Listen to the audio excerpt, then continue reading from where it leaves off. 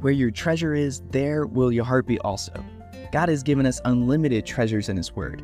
Every time we open it, we can discover a new treasure or admire an old one. What will we find today? Here's Carla Early with Treasure Hunt in the Word.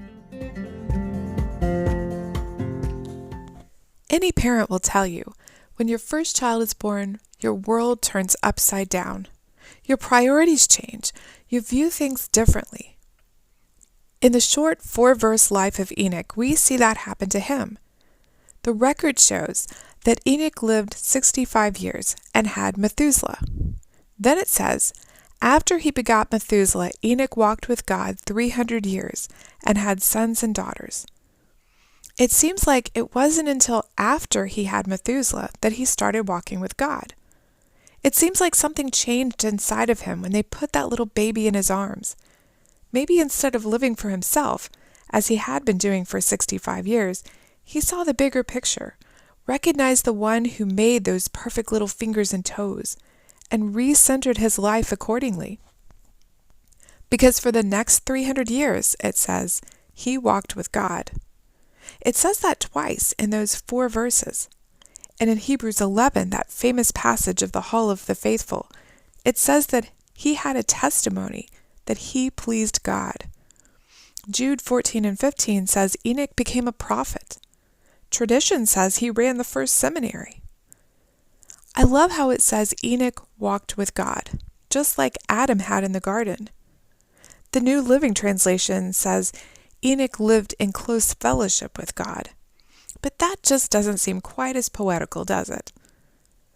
None of the other antediluvian, before the flood guys had that recorded about them except Noah, who we'll get to in a minute. But also none of Enoch's forefathers, or anyone else except Elijah, had this said about them either. And he was not, for God took him. At the relatively young age of 365, he just disappeared from the earth. Other people were living 800 and 900 years, but Enoch, God snatched away at age 365. His life on earth was long enough for him to pass his faith on to his son Methuselah and his grandson Lamech, but not long enough for his great-grandson Noah to see his example of walking with God. Yet we read in Genesis 6 that Noah found grace in the eyes of the Lord because out of all those in his generation, he walked with God. But instead of disappearing from the face of the earth, Noah got the privilege of a giant DIY project, a zoo full of animals, and starting civilization all over again after God destroyed everything.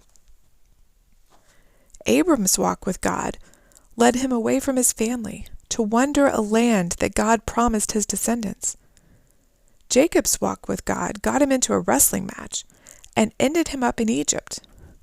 Moses' walk with God brought him from the relative safety of the wilderness as a shepherd to the court of Pharaoh and then back to the wilderness with 6 million whiny people in tow. David's walk with God was more like a run at first as he hid from murderous King Saul, but it eventually led him to the throne to be king over God's people and the ancestor of the promised Messiah. Jeremiah's walk with God led him to weep over God's people as they rejected him, but also as they rejected God's warnings. Daniel's walk with God led him to prominence in the Babylonian court, but it also led him into and out of a lion's den.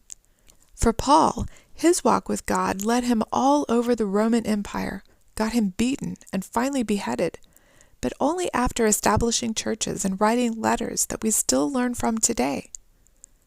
Where will your walk with God lead you? Who knows? Each path is unique.